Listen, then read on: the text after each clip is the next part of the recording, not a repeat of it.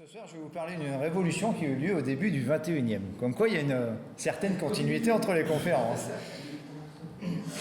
Donc, je pense que le sujet sera très intéressant. Donc, on va partir à la découverte de cette histoire de formation du système solaire. Alors, tout d'abord, bonsoir à toutes, bonsoir à tous. Merci d'être venus aussi nombreux. C'est toujours un plaisir de présenter des sujets d'astronomie à un grand public. Alors, le sujet n'est pas simple. D'habitude, je fais des sujets un peu plus légers, sur la mythologie grecque, par exemple. C'est très léger, c'est très rigolo. Ce soir, on va partir sur des considérations techniques. On va partir sur la troncature du disque, sur la conservation du mouvement cinétique, sur la fusion de la matière chondritique. Ne fuyez pas, j'ai tout vulgarisé comme il faut. Ça va très bien se passer. Alors, je reviens sur mon écran pour afficher ce qu'il faut. Voilà. Donc, comme je le disais il y a quelques minutes, là, je vais vous parler d'une révolution qui a eu lieu il y a une vingtaine d'années, au début du 21e siècle. On a réussi à modéliser la formation du système solaire avec un modèle qui apparemment colle assez bien. Enfin, je vais vous détailler ça. Et ce modèle est issu de découvertes fondamentales qui ont eu lieu à la fin du XXe siècle, la découverte des premières exoplanètes, donc les découvertes des premières planètes qui tournent autour d'autres étoiles que le Soleil. Mais avant de partir vers ces exoplanètes, vers tout ce beau monde, on va faire une présentation générale pour bien savoir de quoi on parle. Le système solaire, c'est quoi? Alors, le système solaire, c'est tout d'abord une étoile, le Soleil. Et le système solaire pourrait se résumer quasiment qu'au Soleil, parce que le Soleil, c'est plus de 98%, voire même 99% de la masse totale du système solaire. Si on n'avait pas le Soleil, il ne resterait que les planètes, que les astéroïdes. C'est tout petit. À côté du Soleil, notre étoile, c'est vraiment l'élément essentiel du système solaire, c'est le Soleil. Autour du Soleil tourne toute une myriade de corps, d'astres. Donc tout d'abord, 8 planètes. Donc 4 petites et telluriques, donc des planètes rocheuses. Quand je dis telluriques, il faut comprendre des planètes composées de roches, qui sont proches du Soleil, de taille relativement petite, par rapport aux 4 autres, 4 géantes gazeuses qui sont éloignées. Donc, par ordre d'éloignement, Mercure, Vénus, la Terre, Mars, Jupiter, Saturne, Uranus et Neptune.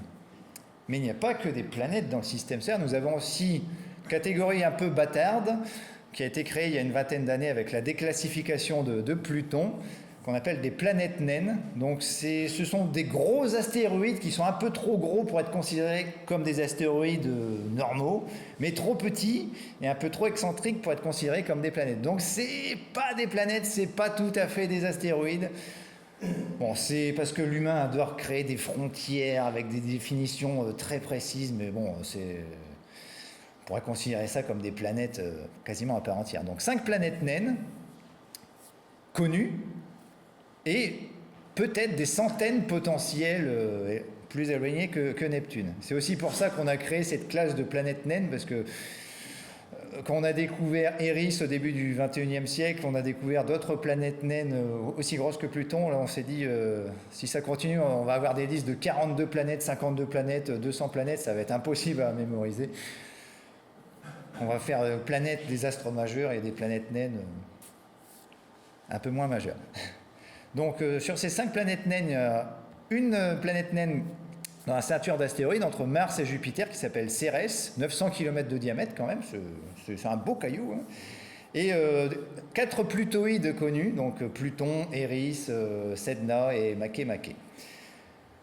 Ensuite, nous trouvons des centaines de satellites naturels que nous appelons plus vulgairement des lunes. La Terre a une lune, Mars a 2 lunes, Jupiter en a beaucoup.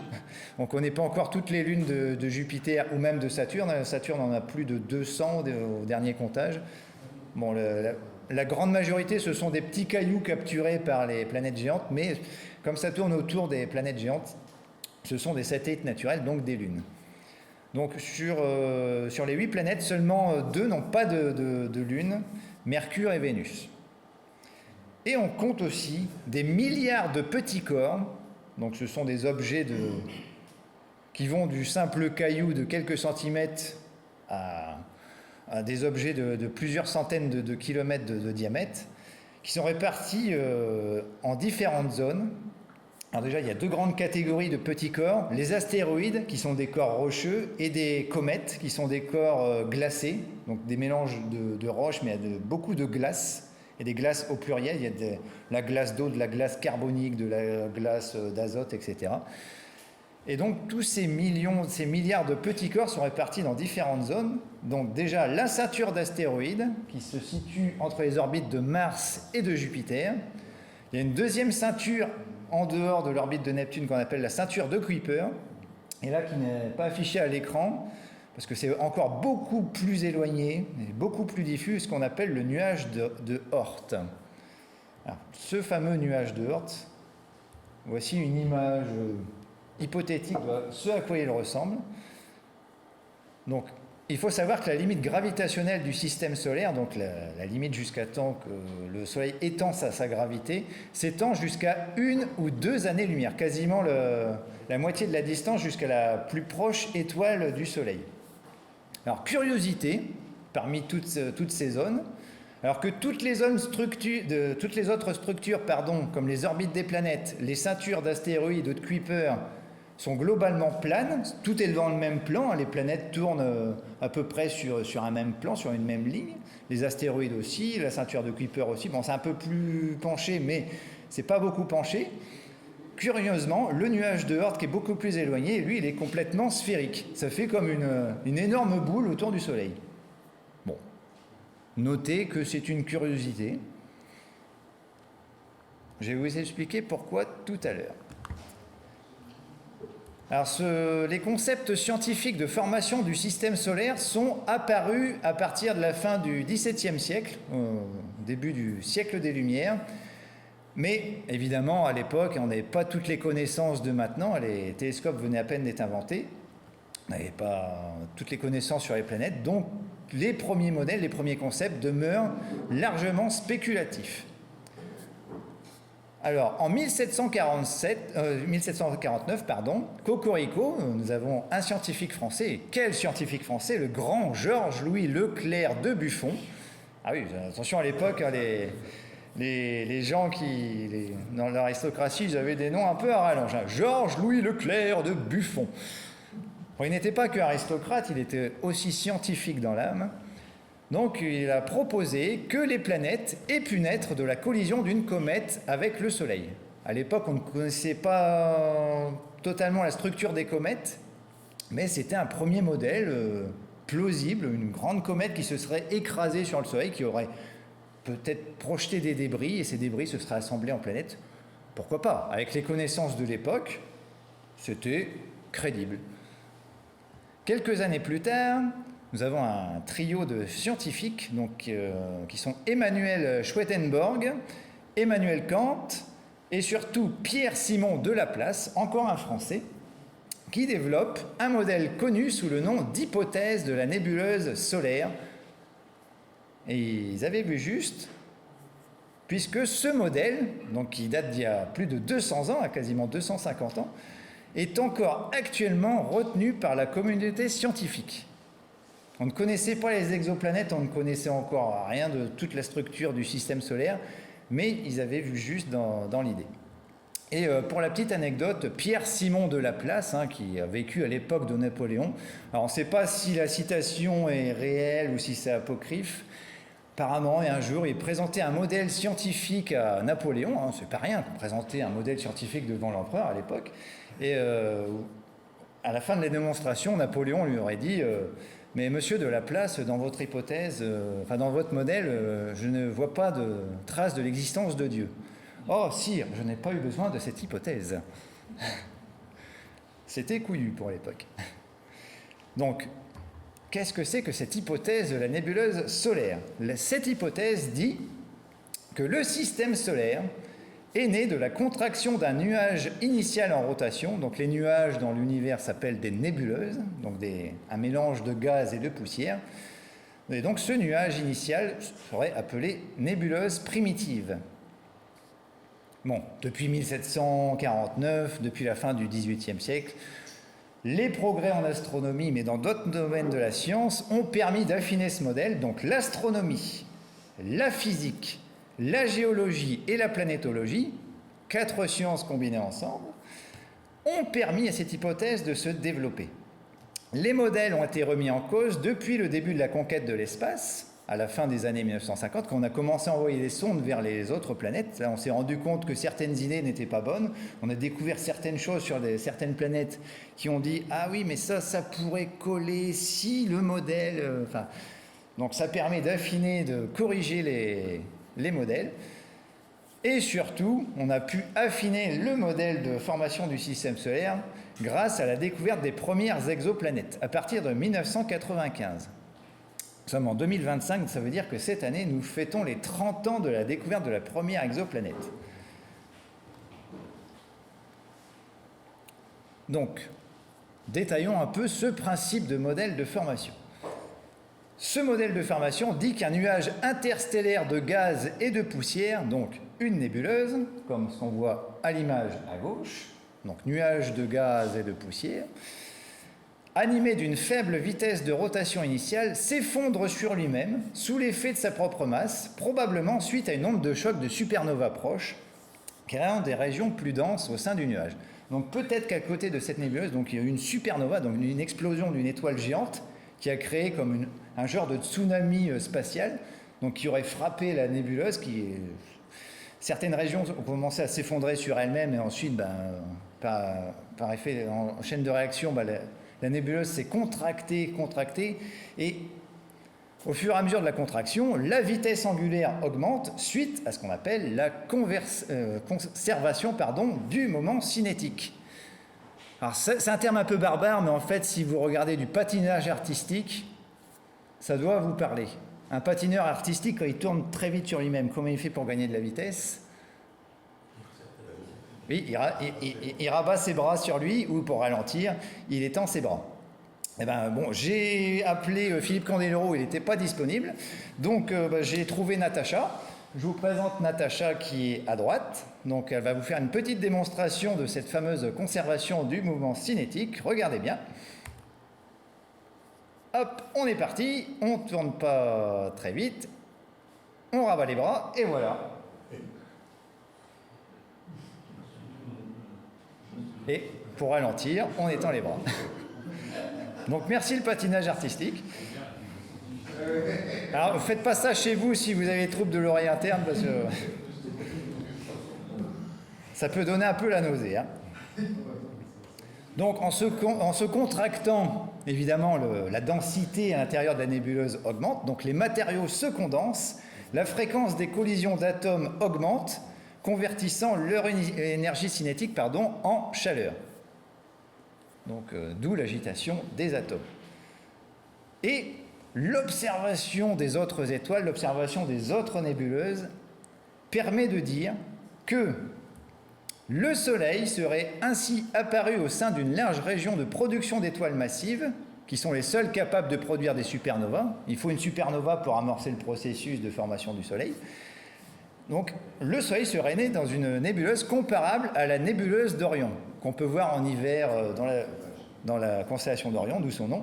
Donc avec cette superbe image de Didier Deret qui est dans la salle. Je ne sais pas où est Didier. Il est au fond de la salle, voilà. Tous les bons élèves sont au fond de la salle.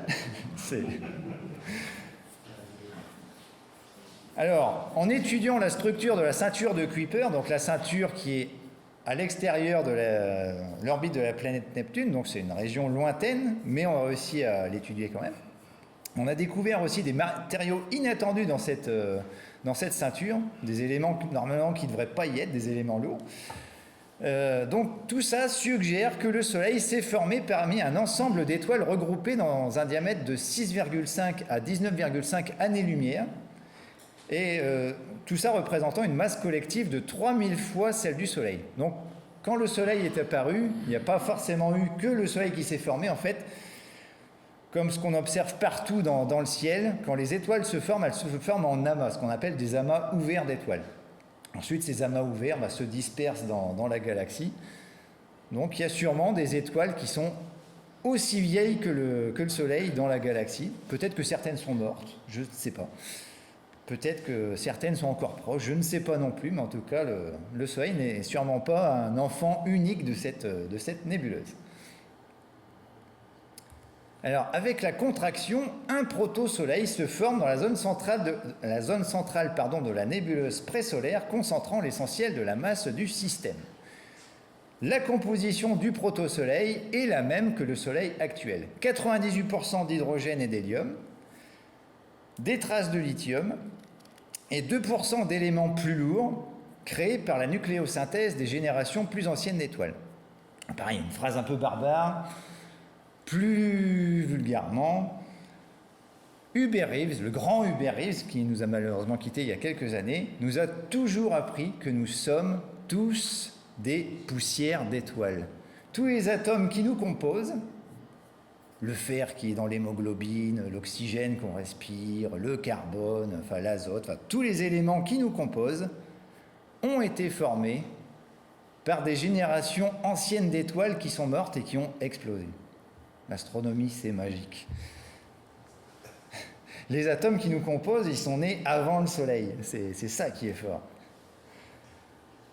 Donc, perpendiculairement à l'axe de rotation, s'installe un disque de gaz et de poussière qu'on appelle, il faut bien le retenir, le disque protoplanétaire, qui a un diamètre de 200 unités astronomiques. Alors, une unité astronomique, en astronomie, c'est une unité de distance qui représente la distance moyenne entre la Terre et le Soleil, c'est 150 millions de kilomètres. Donc, c'est comme l'année-lumière, c'est une unité de mesure qu'on utilise très souvent en astronomie. D'ailleurs, je vais parler beaucoup en unité astronomique ce soir. Évidemment, on est dans le système solaire, donc pour mesurer les distances, unité astronomique. Alors, il faut savoir que le proto-soleil est très actif et très chaud. Peut-être plus actif que le Soleil qu'on a actuellement. Il nous donne déjà des bonnes éruptions, de temps en temps des aurores boréales. Donc à l'époque, c'était encore plus actif que ça. Une fraction au moins de poussière et de molécules est atomisée par la chaleur du proto-soleil. Tout ce qui est proche du Soleil, évidemment, avec le souffle, le rayonnement solaire, le vent solaire, la chaleur, tout ça désintègre les atomes qui sont proches. Donc dans la zone interne, où se situent les planètes telluriques actuelles, l'échauffement est très important, donc tout le gaz est chassé. Et dans la zone externe, au contraire, la température permet la conservation des glaces interstellaires, ce qu'on appelle la ligne des glaces. La ligne des glaces, c'est une limite très importante dans le système solaire. Avant entre le Soleil et la ligne des glaces, on ne peut pas avoir de glace, il fait trop chaud pour qu'il y ait de la glace. Mais au-delà de la ligne des glaces, on peut avoir des corps glacés, comme les lunes de Jupiter, les lunes de Saturne, les comètes, etc., etc. Alors, les calculs montrent qu'en 100 000 ans, les forces concurrentes de gravité et de pression des gaz, des champs magnétiques et de rotation ont causé la contraction et l'aplatissement de la nébuleuse présolaire en un disque protoplanétaire.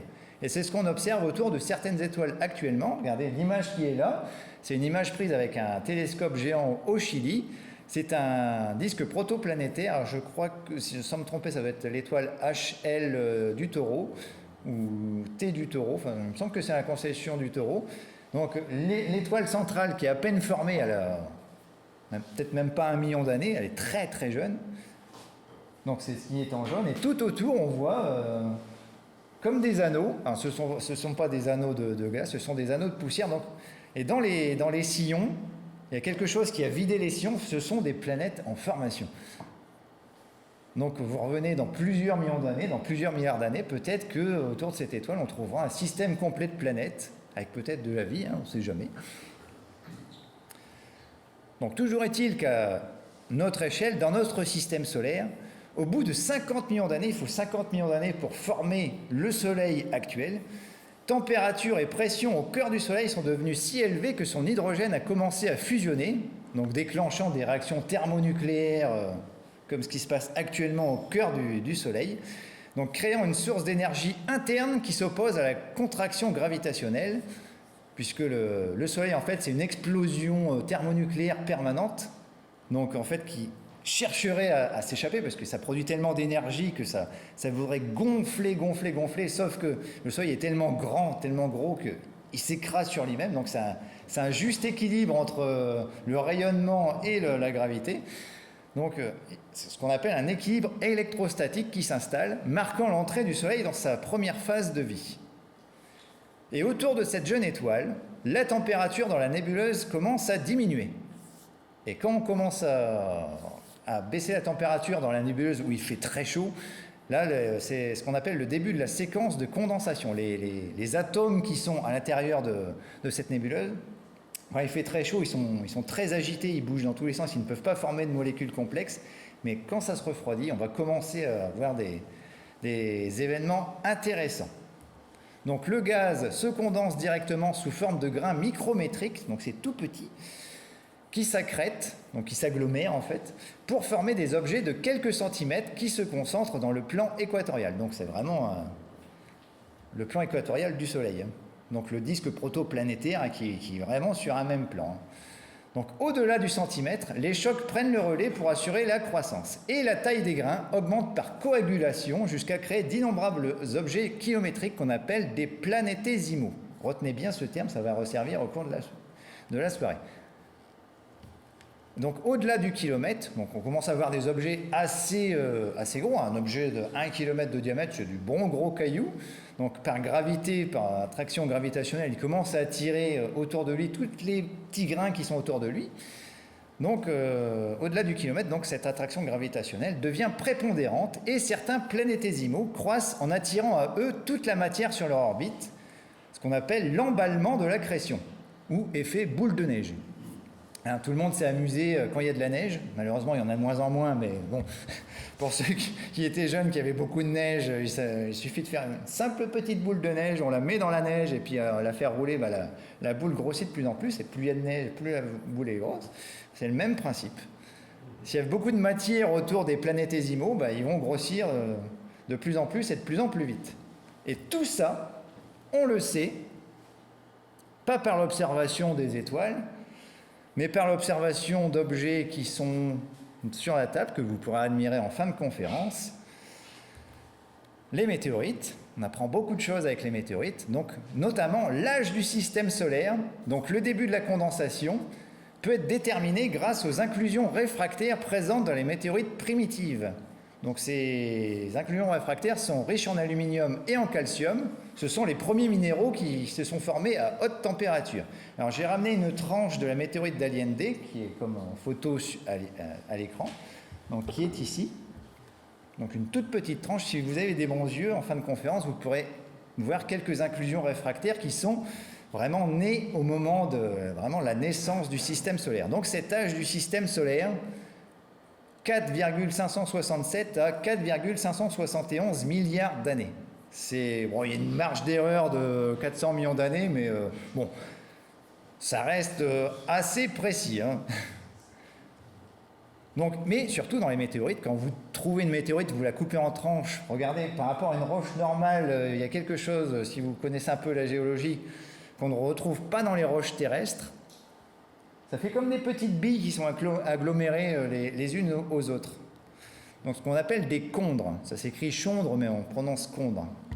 Alors les chondres se sont formés par fusion rapide des minéraux initiaux en apesanteur. En apesanteur, quand il y a fusion, ça fait des petites boules sphériques. Donc sous forme d'une goutte. Puis ont suivi un refroidissement plus ou moins lent. Et donc ces chondres sont présents dans les météorites les plus primitives qu'on appelle les chondrites. Alors, on a plusieurs exemples sur la table. En fin de conférence, n'hésitez pas à venir jeter un coup d'œil. C'est vraiment le matériau initial de formation des planètes. On touche vraiment du doigt l'origine du monde. Donc à proximité du Soleil, les températures est logiquement très élevée. Si on est proche d'une étoile, il fait très chaud, et plus on s'éloigne, plus il fait froid. Donc les gaz légers sont soufflés par la chaleur. À faible distance, la matière disponible pour faire croître les planètes en formation est moins abondante qu'à grande distance. Et là, on se rend compte que la future répartition entre planètes telluriques, donc les planètes seulement rocheuses qui sont petites et proches du Soleil, et les planètes gazeuses qui ont beaucoup de matière, donc du gaz, de la roche, de la glace, donc ça va former des planètes géantes et éloignées. En fait, le principe, il est déjà en place dès la formation du système solaire. Les planètes ne sont pas encore nées, qu'on sait que de proche du Soleil, on va avoir des planètes rocheuses et plus éloignées, des planètes gazeuses. Donc le modèle a l'air parfaitement logique. Sauf que, en science, on observe, on déduit et on vérifie. Et à chaque fois qu'on vérifie, on ne trouve jamais le bon résultat. C'est ça qui est magnifique en science. Ça permet de faire progresser les idées. Sauf que quand on regarde vraiment le système solaire, il y a plein de trucs qui ne collent pas. Il y a plein de problèmes. Parce que le modèle est déduit de l'étude des météorites. Le modèle ne parvient pas à expliquer le nombre de situations observées dans le système solaire. Comme par exemple les astéroïdes troyens de Jupiter. Donc ce sont des astéroïdes qui tournent sur l'orbite de Jupiter, donc à environ 5 unités astronomiques du Soleil, donc dans la zone des glaces. Donc ce sont des corps rocheux qui sont au-delà de la ligne des glaces. Qu'est-ce qu'ils font là? Pourquoi on trouve l'idée de départ, c'est pas ça. On devrait les trouver beaucoup plus proches que Jupiter. La ceinture de Kuiper, d'après les modèles, elle devrait être beaucoup plus fournie que ce qu'on observe. Elle est trop peu dense par rapport à ce qui est prévu, seulement 1% de la masse. Alors, où est passé le 99% de la masse de la ceinture de Kuiper? Grand mystère. En plus, cette ceinture de Kuiper, très éloignée, au-delà de Neptune, on ne devrait trouver que des objets glacés. Mais, en fait, c'est un mélange de populations d'objets chauds, enfin chauds entre guillemets, donc qui se sont formés près du Soleil, avec des orbites fortement inclinées, et de populations d'objets froids peu inclinés. C'est bizarre ce mélange. Le nuage de Oort est sphérique, comme je vous l'ai dit en début de conférence, donc en contradiction avec le disque protoplanétaire plat. Comment on passe de quelque chose de plat à quelque chose de sphérique? Complètement illogique. La Terre, notre planète, pourtant en deçà de la ligne des glaces, elle est riche en eau. D'où vient toute cette eau? Heureusement d'ailleurs qu'elle est là, l'eau sur Terre, sinon on ne serait pas là. C'est quand même bizarre.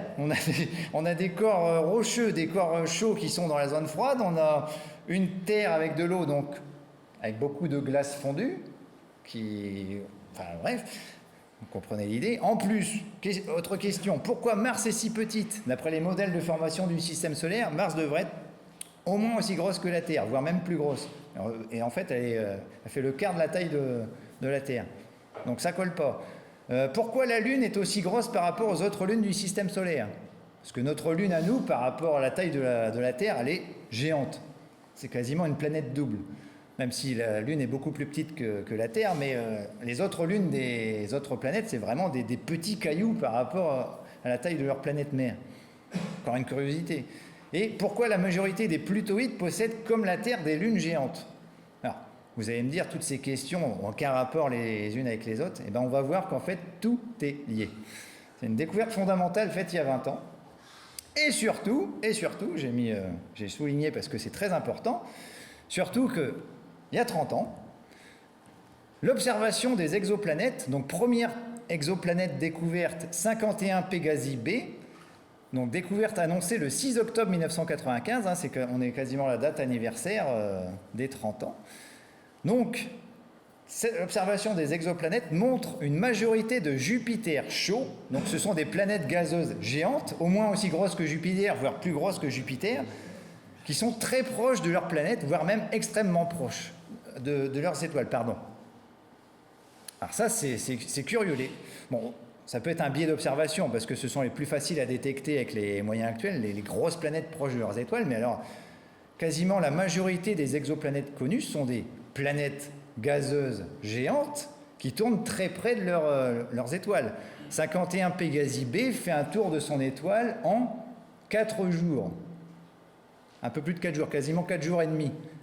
Mercure, elle tourne en 59 jours. C'est-à-dire que 51 Pégasi B, elle n'est qu'à quelques millions de kilomètres seulement de son étoile. Elle se touche presque. Imaginez une année de 4 jours. Là, je vous parle, on est vendredi soir. L'année qui vient de s'écouler sur Pégasi B a commencé lundi après-midi.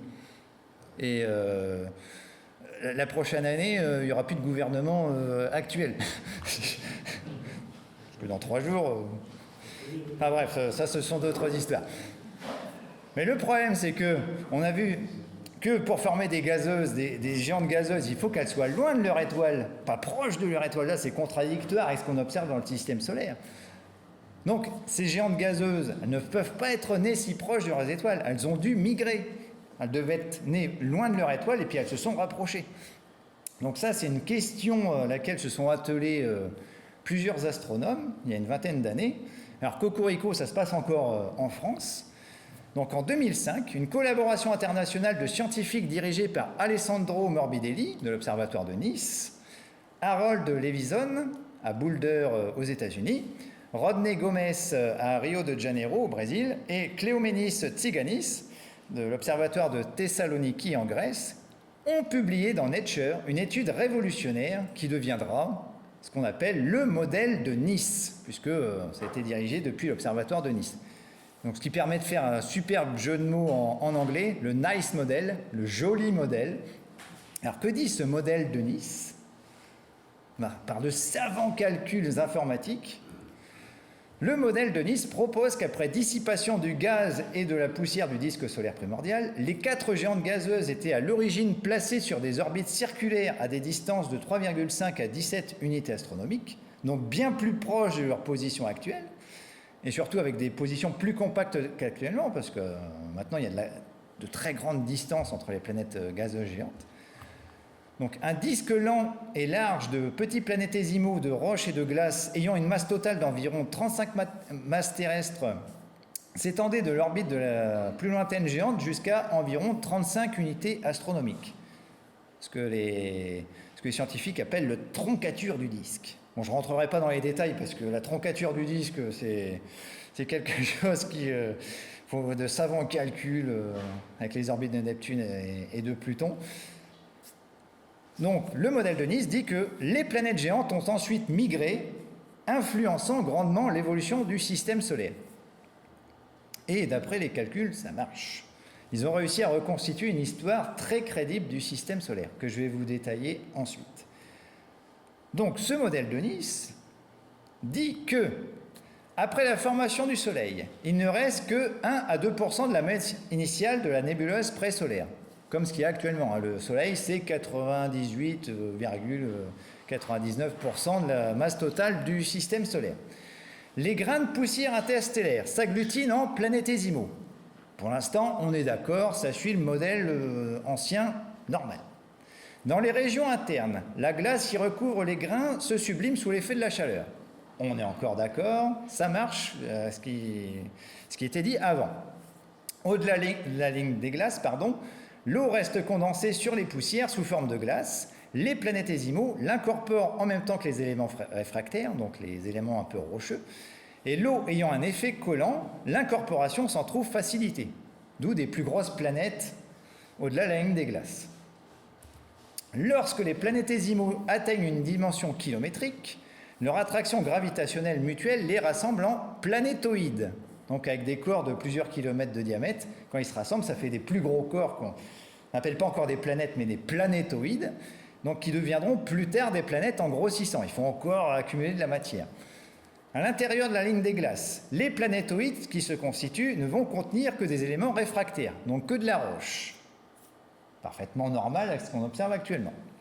À l'extérieur, les planétoïdes ont plus de matière à disposition et grossissent plus vite, par effet boule de neige. Bon, ça colle toujours avec les anciens modèles.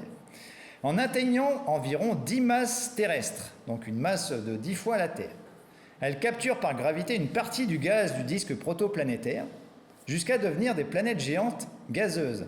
C'est pour ça qu'il y a beaucoup de gaz dans ces planètes. C'est qu'elles ont capturé le gaz de la nébuleuse présolaire initiale. Le processus de formation est d'autant plus rapide que la masse condensée est plus grande. Donc, encore une fois, l'effet boule de neige. Alors, pour former une planète géante, paradoxalement, c'est beaucoup plus rapide que pour former une petite planète. 1 million d'années seulement après la formation du Soleil, une première planète est formée, Jupiter. C'est la plus grosse. Peu de temps après vient Saturne, puis plus tard encore Uranus et Neptune. Bon, comme Uranus et Neptune sont plus éloignées du Soleil, comme elles sont un peu proches du bord du disque, ces deux dernières avaient moins de matière disponible, donc elles ont une masse plus faible, beaucoup plus grosse que la Terre, mais elles font que la moitié de Jupiter et de Saturne. Alors ça, on peut le déduire aussi par l'observation des autres étoiles, surtout des très jeunes étoiles, puisque l'observation des étoiles jeunes montre que la durée de vie du gaz dans un disque protoplanétaire n'est que de quelques millions d'années seulement. Donc ça signifie que les planètes géantes se sont formées rapidement pour pouvoir capturer une partie de ce gaz. Sinon, elles n'auraient pas pu capturer du gaz. Donc d'après les modèles, Jupiter s'est formé à environ 3,5 unités astronomiques du Soleil contre 5,2 aujourd'hui. Donc elle s'est formée beaucoup plus proche qu'actuellement. Elle s'est éloignée depuis. Mais elle n'a pas fait que s'éloigner. On va le voir juste après. Donc Jupiter étant massive, c'est la plus grosse planète du système solaire, son action gravitationnelle a creusé dans le disque protoplanétaire un sillon circulaire autour de son orbite où elle se trouve bloquée. Elle va donc suivre, par la physique de Newton, le mouvement radial de la matière du disque et se rapprocher du Soleil. Donc ça, c'est une image de synthèse, de simulation du jeune Jupiter qui s'est formé autour du Soleil, qui crée un gros sillon dans le disque protoplanétaire. Et ben, on a quasiment découvert une vérification en vrai. Image publiée le 27 août, il y a à peine une semaine. Donc voici une exoplanète qu'on appelle WISPIT 2b, donc une jeune exoplanète qui vient à peine de se former, de 5 masses joviennes, donc 5 masses de Jupiter, donc une énorme planète, qui est en train de creuser son sillon dans le disque protoplanétaire de son étoile, donc à une grande distance de son étoile, à 68 unités astronomiques de son étoile. Je ne sais pas ce que ça va donner dans plusieurs milliards d'années ce système, mais déjà on peut distinguer là, dans le disque protoplanétaire qu'il y a d'autres sillons qui se creusent, donc il y a d'autres planètes en formation. Passionnant, il faudra revenir voir dans plusieurs milliers d'années. Bon, ça ne sera pas nous, ce seront nos descendants. Alors pendant que Jupiter se forme, il y a les autres planètes qui se forment, dont notamment Saturne, qui se forme à 4,6 unités astronomiques. Donc sa masse n'est pas encore suffisante pour déclencher sa migration vers l'intérieur, mais Jupiter, donc comme je l'ai dit il y a quelques minutes, commence à se rapprocher petit à petit du Soleil, comme ce qui se passe dans les autres systèmes d'exoplanètes. C'est pour ça qu'on trouve des géantes gazeuses proches de leurs étoiles. Donc à un moment donné, au bout de quelques millions d'années, Jupiter atteint rapidement la future orbite de Mars à 1,5 unités astronomiques du Soleil. Donc heureusement que ça n'a pas atteint notre planète, parce qu'on ne serait pas là pour en parler. Donc, stoppant définitivement la croissance de la future planète rouge. Cette idée, ça permet d'expliquer pourquoi Mars a une masse aussi faible, seulement 1/10 de la Terre, donc bien inférieure à ce qu'on pourrait attendre dans une zone où le matériau du disque protoplanétaire est abondant. Et Jupiter aurait pu continuer à se rapprocher du Soleil, mais heureusement on a eu une sauveuse, merci Saturne, puisque Saturne continue de grossir et atteint en 100 000 ans le seuil des 60 masses terrestres, au-delà duquel elle peut migrer rapidement vers l'intérieur, elle aussi. Elle aussi s'est rapprochée du Soleil. Mais en se rapprochant du Soleil, elle finit par entrer en résonance orbitale avec Jupiter. Alors, qu'est-ce que c'est qu'une résonance orbitale ? Là, on parle d'une résonance 3-2, mais en fait, ça paraît compliqué, mais c'est assez simple. Donc c'est quand Jupiter effectue 3 rotations autour du Soleil, Saturne en fait exactement 2. Comme la petite vidéo qui s'affiche. Là voilà, Jupiter vient de faire un tour, un deuxième tour, elle va boucler son 3e tour, et hop, Saturne en a fait 2 exactement. Donc les 2 planètes rentrent en résonance. Donc elles commencent à se lier, gravitationnellement. Donc les 2 planètes géantes creusent un large sillon commun dans le disque, et surtout leur migration est alors totalement différente, puisque Saturne attire à elle Jupiter. Mais comme Saturne est liée aussi à Jupiter, elle aussi commence à s'éloigner. Donc les 2 planètes, comme elles sont liées maintenant, elles entament une migration vers l'extérieur tout en restant bloquées en résonance 3-2. C'est ce qui nous a sauvés. C'est ce qu'on appelle le début du grand tac. Donc c'est un terme de marine, pour ceux qui font de la voile, parce qu'Alessandro Morbidelli est un passionné de voile, c'est lui qui a donné ce nom-là, puisque les deux planètes géantes font machine arrière comme deux voiliers rebroussant chemin autour d'une balise. Mais, à force de reculer, il y a quand même deux autres planètes derrière, les futurs Uranus et Neptune, bon, qui ne s'appellent pas encore Uranus et Neptune, vous allez comprendre pourquoi, qu'on va appeler les planètes P1 et P2. Donc deux autres planètes géantes qui sont également formées, environ 6 et 8 unités astronomiques. Leur masse est insuffisante pour entraîner leur migration vers l'intérieur, mais comme Jupiter et Saturne reculent, au bout d'un moment, ces deux autres planètes, elles finissent par être piégées par la résonance 3,2 pour Saturne, avec P1, et résonance 4,3 pour P1, P2. Donc ça veut dire que quand Saturne faisait 3 tours autour du Soleil, la planète P1 en faisait 2, et quand la planète P1 faisait 4 tours autour du Soleil, la planète P2 en faisait 3. Donc ça devait être une superbe harmonie planétaire. Et ces 4 planètes donc, qui sont maintenant liées s'éloignent ensemble du Soleil pendant longtemps, jusqu'à se situer entre 5 et 20 unités astronomiques. Et ça a été assez rapide. 600 000 ans seulement après la formation de Jupiter, les planètes ont utilisé l'essentiel des matériaux solides et du gaz protoplanétaire jusqu'à une distance d'une vingtaine d'unités astronomiques du Soleil. Le gaz a été chassé de tout le disque sous l'effet d'une grande activité du jeune Soleil, mais il subsiste des débris, donc des fragments rocheux ou des fragments glacés. Et ce disque de débris, il commence aussi à rentrer en interaction avec les planètes géantes qui reculent, puisque les planètes géantes entrent en interaction gravitationnelle avec ce disque de débris. Et c'est là que ça a commencé à être le bazar. Donc le disque de débris s'étend jusqu'à une trentaine d'unités astronomiques environ.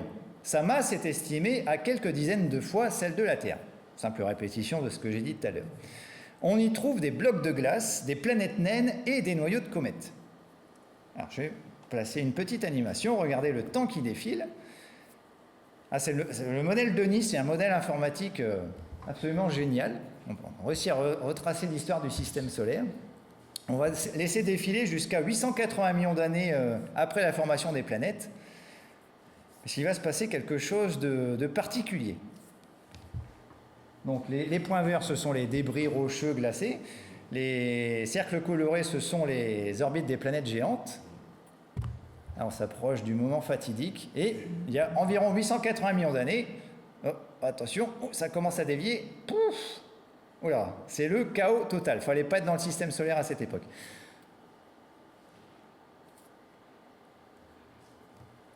Alors, qu'est-ce qui s'est passé il y a 880 millions d'années environ?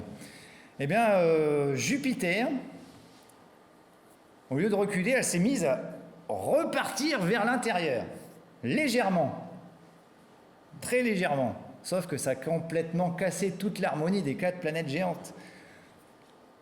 Donc, il y a une autre résonance qui se met en place, donc une résonance 2-1 entre Saturne et Jupiter. Donc quand Jupiter fait 2 tours autour du Soleil, Saturne en fait exactement 1. Donc quand il y a cette résonance 2-1, les orbites des planètes sont profondément bouleversées. En fait, la planète P1, elle avait une fronde gravitationnelle liée à Jupiter, avec le système géant Jupiter-Saturne. Et là, d'un seul coup, Jupiter lâche. Qu'est-ce qui se passe quand une fronde elle lâche? Eh bien, on expulse. On peut expulser un caillou avec une fronde. Là, c'est une planète géante qu'on expulse. Donc, là, la planète P1 est quasiment expulsée du système solaire. Et elle se retrouve maintenant plus éloignée du Soleil qu'Uranus. En fait, cette planète P1, c'est Neptune. Très vraisemblablement, Neptune s'est formé plus près du Soleil qu'Uranus. Actuellement, Uranus est plus proche du Soleil, mais apparemment, d'après le modèle de Nice, Neptune s'est formé plus près. Et ça permettrait d'expliquer bien des choses.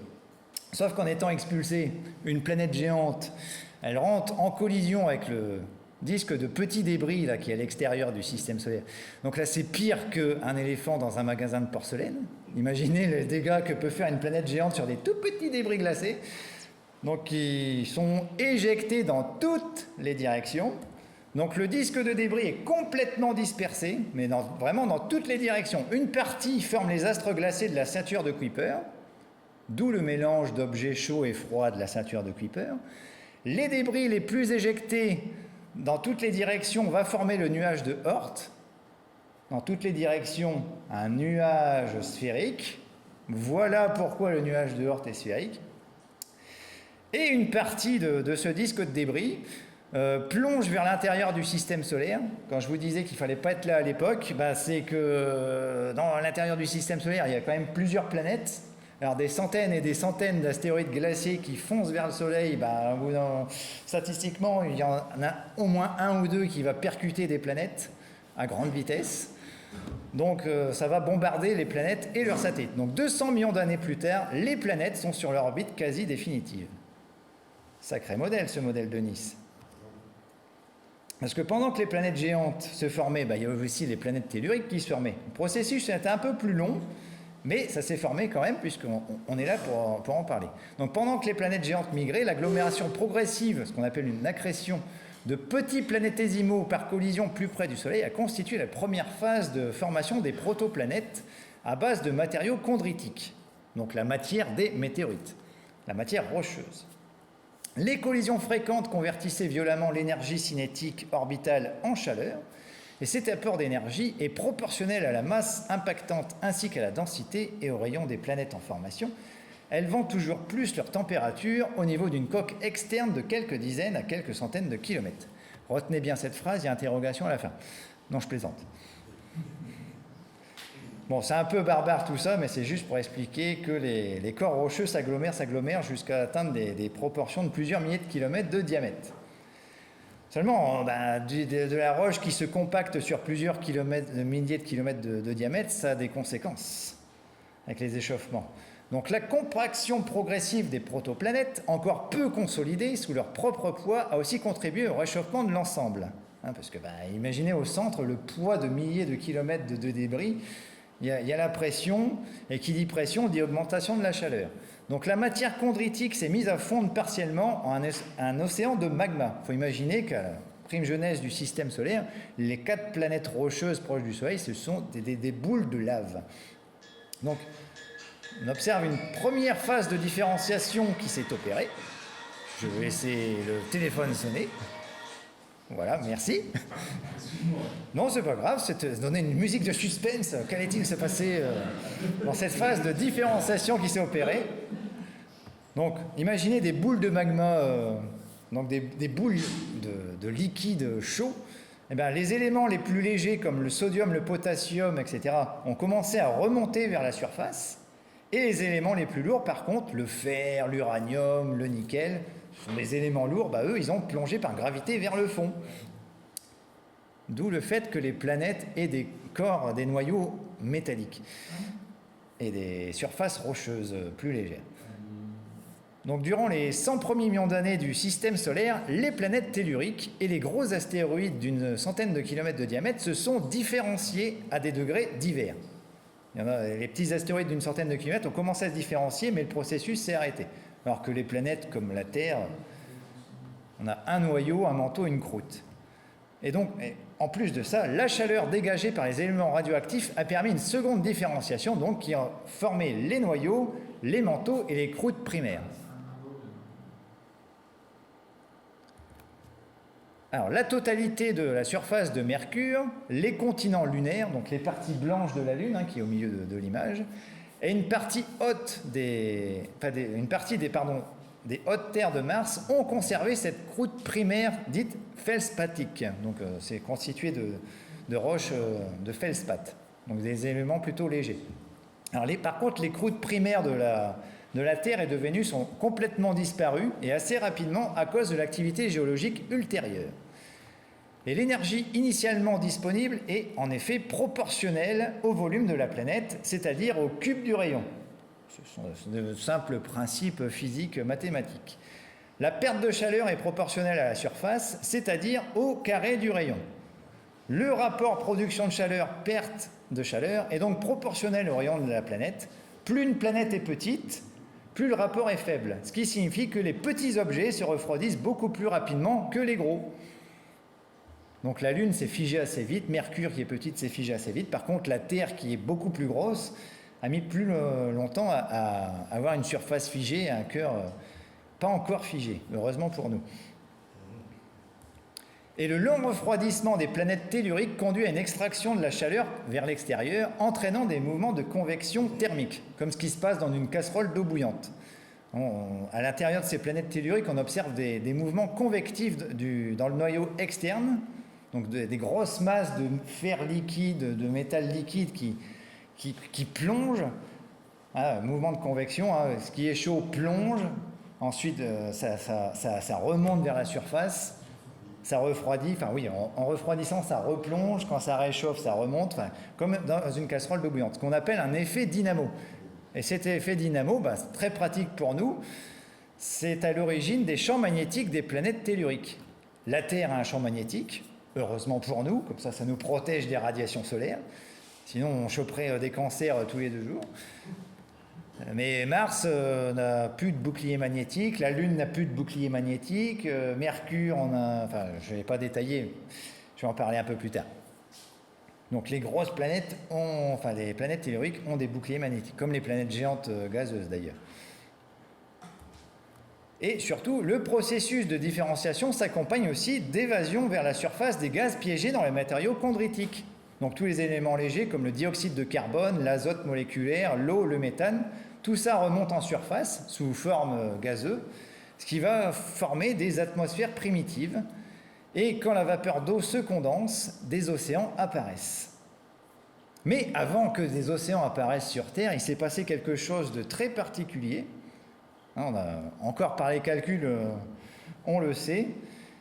Il y a une protoplanète de la taille de Mars, donc 6700 km de diamètre environ, qui s'est probablement formée sur l'orbite de la Terre à un point d'équilibre avec le Soleil, ce qu'on appelle le point de Lagrange L4 ou L5, et cette protoplanète a reçu le nom de Theia. Donc 65 millions d'années après la formation du système solaire, l'orbite de Theia n'était pas très stable, comme c'était sur la même orbite que la Terre, il y avait un gros corps et un plus petit corps.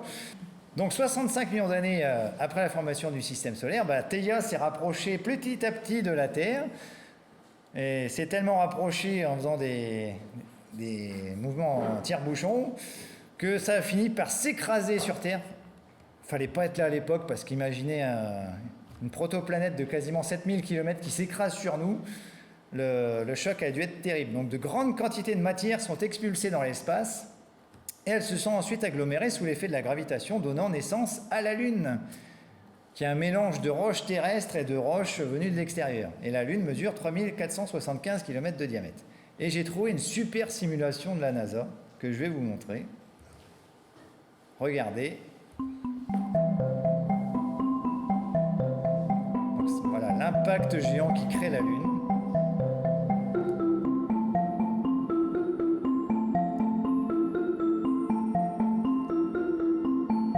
La vidéo nous dit que la Lune s'est formée en quelques heures seulement, après l'impact. C'est impressionnant.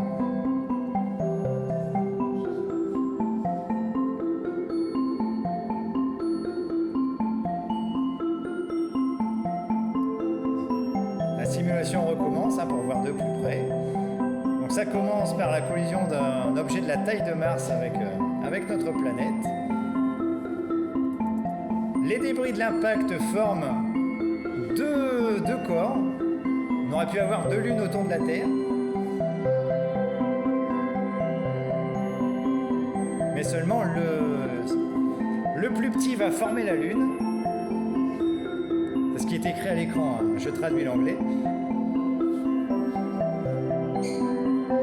Et le plus gros corps qui est près de la Terre va se réécraser sur Terre.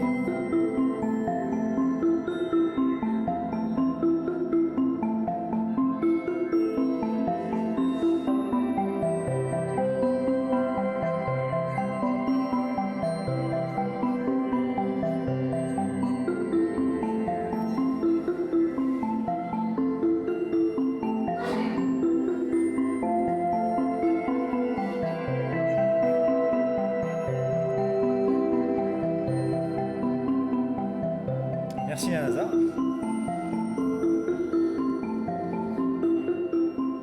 Bon, ça devait être un sacré spectacle, J'aimerais bien avoir une machine à voyager dans le temps pour voir la naissance de la Lune. Ça a dû être quand même un sacré spectacle. Il ne fallait pas être sur Terre ce jour-là.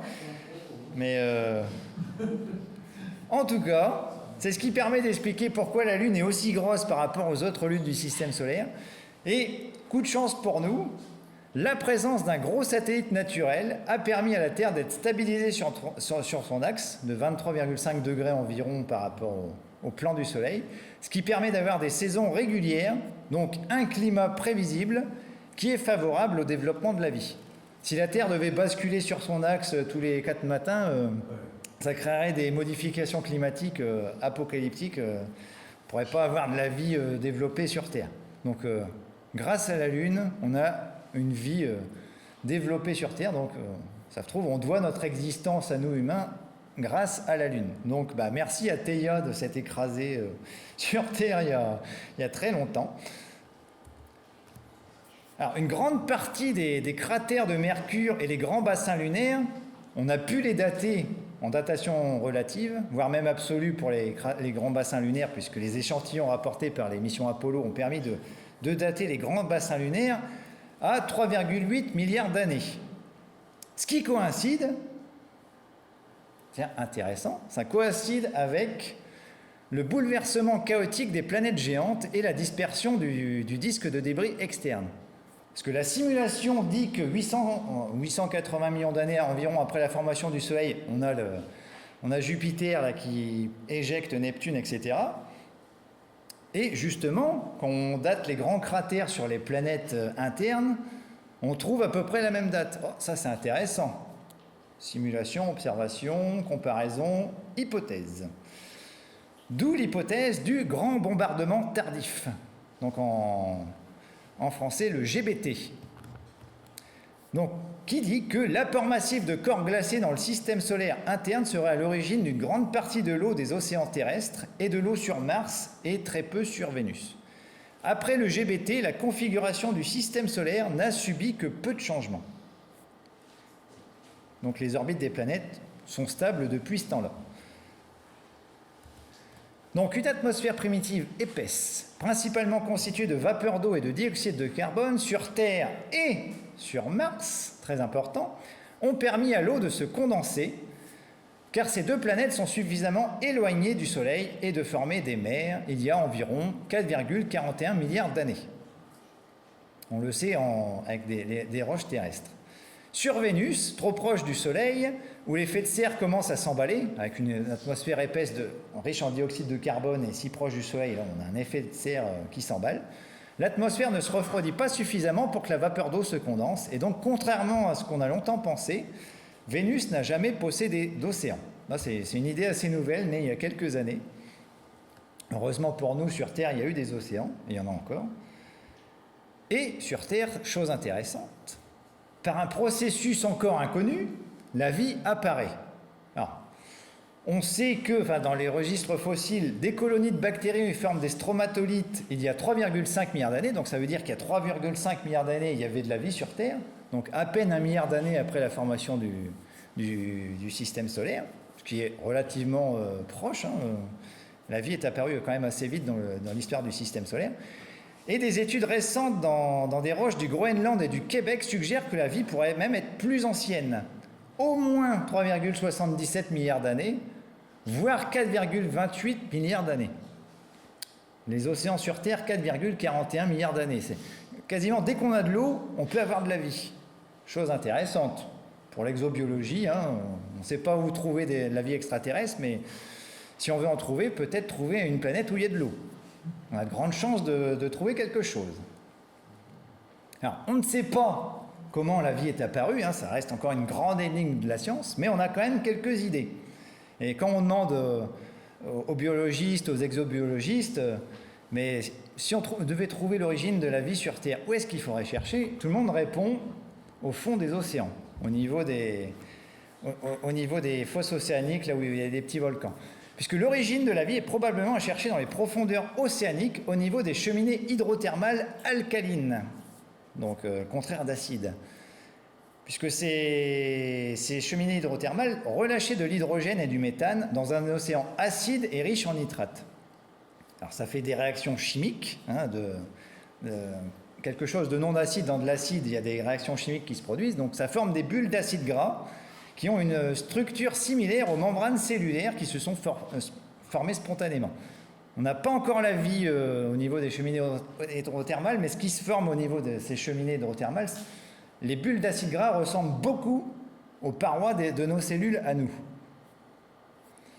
Et les cheminées alcalines, surtout, produisent également de la fougérite, ce qu'on appelle la rouille verte, donc qui est un véritable catalyseur pour produire en série de nombreuses molécules sur lesquelles sont fondées la vie, de l'ammoniac, du méthanol et la structure fondamentale des acides aminés. C'est pour ça qu'on cherche la vie primitive dans les cheminées hydrothermales. Donc il y a quelques années qu'on a découvert peut-être une ancienne cheminée hydrothermale sur Mars. Les scientifiques ont commencé à s'affoler. Voilà, ça pourrait dire on peut peut-être trouver l'origine de la vie sur Mars. Et l'autre clé qui est à chercher pour l'origine de la vie, c'est très vraisemblablement l'adénosine triphosphate, résumé en ATP. Ce qu'on surnomme la monnaie énergétique universelle de la vie. C'est une molécule qui fournit l'énergie nécessaire aux réactions chimiques du Soleil, des minéraux et de tous les êtres vivants. On ne sait pas comment la vie est apparue, mais ce qu'on est sûr, c'est que la vie, ce n'est que de la chimie. Il n'y a pas besoin d'invoquer un grand personnage barbu qui aurait créé la Terre en 7 jours. Non, la vie, c'est de la chimie, tout simplement. La chimie complexe, mais de la chimie. Tout est parfaitement logique. Alors, petit rappel de ce qu'est la vie, parce qu'il faut bien définir les choses. Est vivant ce qui construit sa propre matière vivante par l'alimentation ou l'absorption de nutriments. L'image, je vous ai mis des lionnes là, qui mangent une gazelle. Cette gazelle, quelques minutes plus tôt, mangeait de l'herbe pour construire sa matière vivante. L'herbe aussi, c'est de la matière vivante qui absorbait des nutriments du sol, etc. Ce qu'on appelle la chaîne alimentaire. Construit sa propre matière vivante, se reproduit. Bon, je ne vous ai pas mis des lions en train de... je vous ai mis des graines d'arbres, des glands, c'est bientôt la saison. Les arbres sont aussi des êtres vivants. Et vivant ce qui évolue. Et je citerai le grand Stephen Jay Gould qui nous rappelait que pour les spécialistes, l'évolution est une adaptation aux conditions changeantes de l'environnement et non pas un progrès. L'évolution n'a aucun but, ce n'est que de l'adaptation au changement de l'environnement, par sélection naturelle. Et évidemment, est vivant tout ce qui interagit avec son environnement. Superbe exemple d'interaction avec son environnement, vous allez comprendre pourquoi je parle de ça plus tard. Il y a 3,5 milliards d'années, donc au moment où la vie est apparue sur Terre, les premières cyanobactéries, ce qu'on appelle vulgairement des algues bleues, ont commencé à produire de l'oxygène, qui est un véritable poison pour les autres êtres vivants. Pour se défendre des attaques des autres bactéries, les cyanobactéries produisaient de l'oxygène par respiration, qui était censé tuer les autres bactéries autour d'elles, sauf que la vie s'adapte, la vie conquiert de nouveaux territoires, la vie trouve toujours un chemin, comme dirait le grand Ian Malcolm. Eh bien, certaines bactéries ont su s'adapter à ce monde riche en oxygène, ont commencé à respirer l'oxygène, nos très lointains ancêtres. Nous, on respire de l'oxygène actuellement, c'est grâce à ça. Donc, certaines bactéries ont su s'adapter. Et petit à petit, l'atmosphère de la Terre s'est enrichie en oxygène. Il y a 2,5 milliards d'années, donc au bout d'1 milliard d'années quand même, l'atmosphère terrestre a commencé à s'enrichir en oxygène. Donc, le taux d'oxygène dans l'atmosphère actuelle, c'est quasiment 21% d'oxygène, 20,95% pour être précis. À certaines époques de la Terre, il y avait beaucoup plus d'oxygène. Au Carbonifère, il y a 300 millions d'années environ, on sait que l'atmosphère de la Terre comptait 35% d'oxygène. C'était vraiment très oxygéné. Il y avait une végétation géante qui poussait à cette époque. Et les incendies étaient nombreux. Alors, ce qui s'est passé sur Mars primitive, ça a dû être la même chose que sur Terre. Donc les conditions à la surface de Mars étaient initialement similaires à celles de la Terre. Atmosphère épaisse, eau liquide, volcanisme. Ça, on le sait, on observe sur Mars des traces de rivières, des traces d'océans. Donc on sait que dans un lointain passé, Mars a pu accueillir de l'eau liquide à sa surface. Elle ne peut plus actuellement. Mais Mars étant plus petite, à cause de Jupiter qui avait mangé toute sa matière. Elle s'est refroidie plus vite. Et il y a 3,5 milliards d'années, son cœur s'est figé, le champ magnétique s'est éteint. Et là, sans champ magnétique, Mars n'était plus protégé du vent solaire. Donc elle s'est pris des impacts météoritiques. Bon, le champ magnétique, ça ne protège pas des impacts météoritiques, mais en tout cas, le champ magnétique protège du vent solaire. Donc le vent solaire a soufflé petit à petit l'atmosphère martienne, jusqu'à temps que la présence d'eau à l'état liquide n'a plus été possible. Mars, depuis plus de 3 milliards d'années, s'est donc asséché et oxydé. Mais la vie a-t-elle pu y apparaître brièvement ? Puisqu'on sait que la vie sur Terre est apparue il y a 3,5, 3,7, 3,8 milliards d'années. Donc ça laisse un créneau de quelques centaines de millions d'années pour Mars, pour avoir des conditions favorables à la vie. Donc, la question reste encore ouverte actuellement. Peut-être qu'une vie primitive est apparue sur Mars.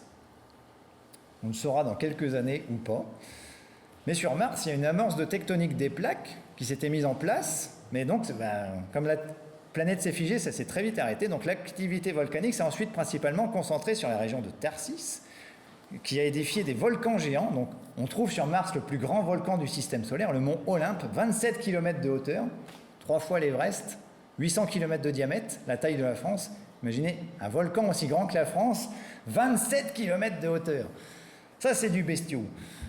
Donc l'accumulation formidable de masse dans cette région a déformé la croûte qui s'est fracturée à certains endroits avec de grands réseaux de failles. Et le plus important réseau de failles s'appelle Valles Marineris. Regardez à l'image, grande fracture à la surface. Imaginez 4000 km de long. On pourrait placer New York d'un côté, Paris de l'autre. Et jusqu'à 600 km de large. Le Grand Canyon à côté, c'est peanuts. C'est pour les touristes, le Grand Canyon.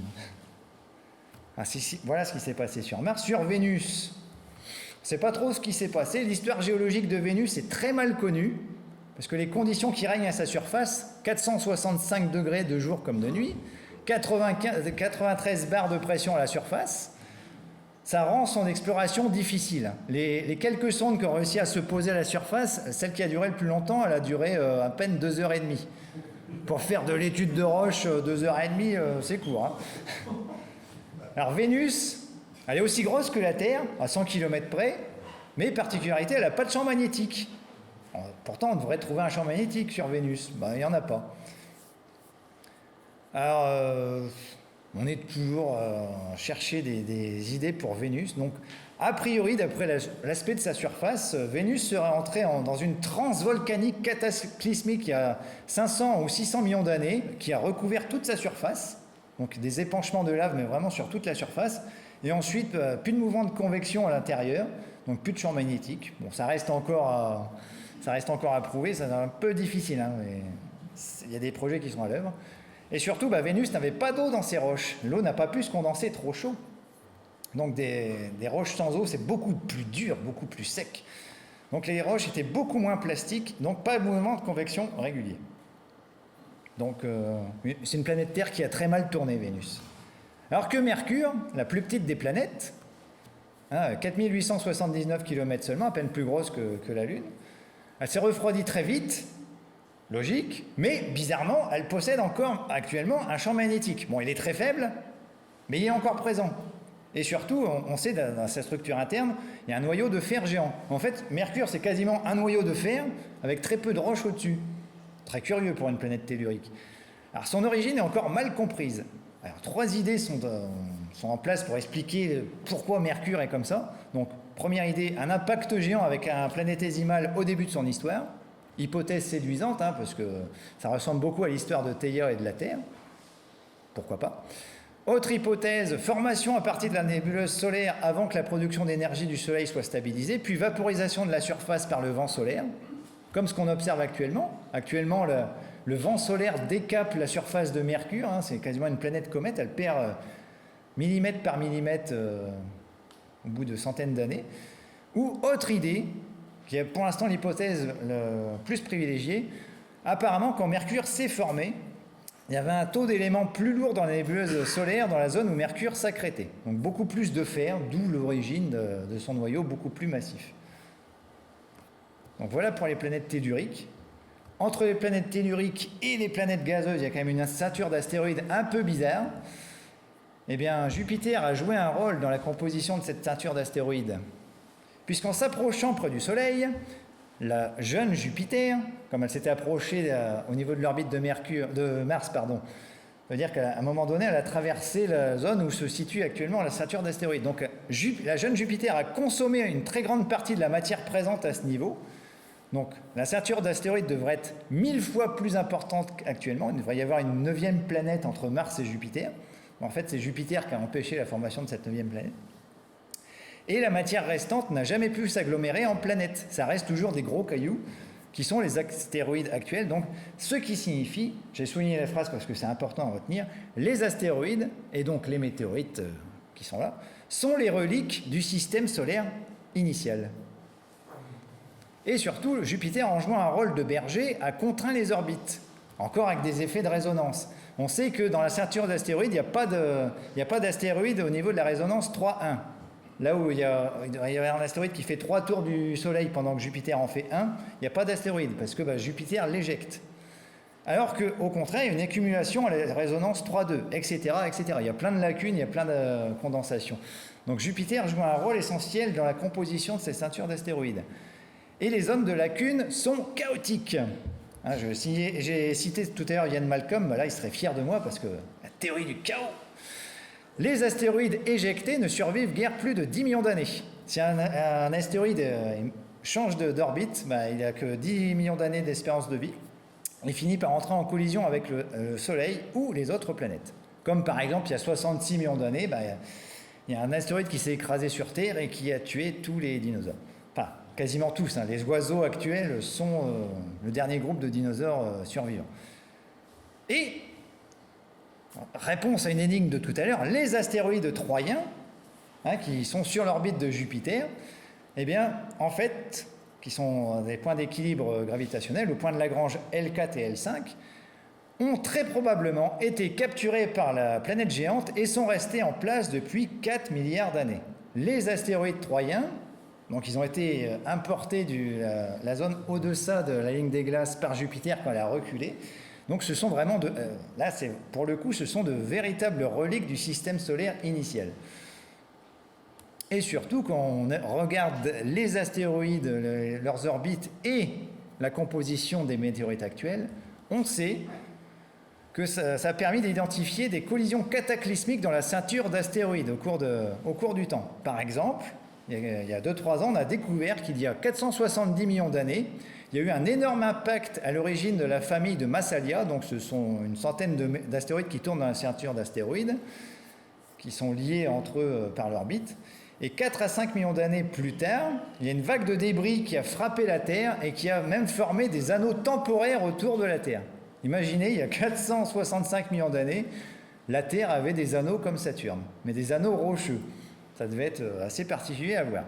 Autre exemple, on sait qu'il y a 40 millions d'années seulement, une nouvelle collision dans la famille de Massalia. Il y a beaucoup de collisions dans la ceinture d'astéroïdes. Et là, cette collision était à l'origine des météorites chondrites de type L. On a quelques-unes sur la table. Et on sait qu'il y a encore une collision entre 7,6 et 5,8 millions d'années. Donc, dans les collisions dans les familles de Carine et de Coronis, avec réaction en chaîne, à l'origine des météorites chondrites de type H. Il y a quelques exemples sur la table ici. Donc, ce qu'il y a à retenir, c'est que les collisions entre astéroïdes sont à l'origine des différentes classes de météorites. Donc, les chondrites qui sont sur la table, ce sont des petits corps non différenciés. Les météorites achondrites, en fait, c'est de la croûte ou du manteau des corps différenciés. Quand on a un astéroïde de plusieurs centaines de kilomètres de diamètre, on a une différenciation entre noyau métallique, noyau magmatique et surface rocheuse. On a une classe rare de météorites qu'on appelle des sidérolites. Donc c'est un mélange de fer et de cristaux d'olivine. Donc là, c'est la transition entre le manteau et les noyaux des corps différenciés. Et les sidérites, il y en a 2-3 là sur la table. Donc ce sont des météorites métalliques, d'où leur nom, un sidère, le fer en latin. Donc ce sont des noyaux de corps différenciés, donc, qui ont été éclatés par des grosses collisions d'astéroïdes. Donc il s'en est passé des choses dans cette ceinture d'astéroïdes. Et plus proche de nous, à savoir qu'il y a plusieurs dizaines de millions d'années, apparemment entre 200 et 300 millions d'années, il y a une énorme lune glacée d'environ 5000 km de diamètre qui tournait autour de Saturne, sauf qu'elle s'est un peu trop rapprochée de Saturne, et donc elle a été broyée par les forces de marée à la limite de Roche, et ça serait à l'origine des anneaux actuels. Donc ce sont des anneaux de cristaux de glace, et apparemment ces anneaux de Saturne, les mystérieux anneaux de Saturne, seraient nés de la dislocation d'une lune géante de glace. Bon, ça reste à vérifier, mais c'est une hypothèse très crédible pour le moment. Donc, à retenir. Ne retenez pas tout ce que je vous ai raconté ce soir, mais si vous devez retenir quelque chose. Les astéroïdes, et a fortiori les météorites, sont les vestiges de la formation du système solaire. C'est pour ça que nous, astronomes, dès qu'on entend parler d'une chute de météorites dans le coin, on est toujours très excités parce que ça peut donner des clés sur la formation du système solaire. Les chondrites représentent les premières briques des planétésimaux. Les achondrites, sidérolites et sidérites sont les vestiges de planétoïdes qui ont été détruits par des collisions. Mars conserve les traces d'une époque où la vie est apparue sur Terre, donc potentiellement de la transition du non-vivant vers le vivant. C'est pour ça qu'on envoie autant de sondes sur Mars à la recherche de la vie. On trouvera peut-être la clé pour trouver l'origine de la vie sur Mars et pas sur Terre, où toutes les preuves ont été effacées par la géologie. Les comètes, ces corps glacés, sont les vestiges du disque protoplanétaire externe. Et les comètes à très longue période n'ont pas été altérées de manière significative par le Soleil. Donc les comètes qui viennent nous visiter pour la première fois, elles étaient confinées aux confins du système solaire, et quand elles passent près du Soleil, on les découvre. Ces comètes à très longue période pourraient être vraiment des vestiges primordiaux de la nébuleuse solaire, vraiment dans les premiers âges du système solaire. Eh bien, si le sujet vous intéresse, dans les 10 années qui viennent, on devrait faire des découvertes fondamentales. Il y a tout plein de missions qui sont en préparation, il y en a même qui sont en route. On va commencer par Mercure, avec la mission Bepi Colombo, une mission européenne et japonaise, lancée le 19 octobre 2018. Alors, mise en orbite prévue autour de Mercure en novembre 2026, donc l'année prochaine. Donc, cette mission va étudier l'origine mystérieuse de Mercure. Autour de Vénus, il y a quelques missions qui sont en préparation. Mission européenne Envision, qui a pour but de déterminer la nature de l'activité géologique de Vénus et comprendre la divergence entre la Terre et Vénus. Lancement prévu en décembre 2031, mise en orbite autour de Vénus en 2034. Donc c'est dans quelques années. C'est demain, c'est très proche. Imaginez un enfant qui naîtrait dans les jours à venir. Je sais pas, je pense à Alexandre par exemple. Ce n'est pas Alexandre qui va naître dans les jours à venir, mais Alexandre va être papa très prochainement. Donc imaginez, cet enfant à naître va voir tout plein de découvertes dans sa prime jeunesse. Je l'envie. Donc en 2034, il aura déjà 9 ans. Tu vas voir, le temps passe vite. Les 10 premières années, ça passe très vite. Autre mission lancée vers Vénus, Veritas, mission américaine, qui a pour but de comprendre l'histoire géologique de Vénus, trouver des indices d'eau passés ou actuels, et déterminer les processus géologiques actuels. Donc lancement prévu en juin 2031. Si la mission n'est pas annulée, puisque depuis le début de l'année, on a un président des États-Unis un peu foufou, qui coupe tous les crédits de la science.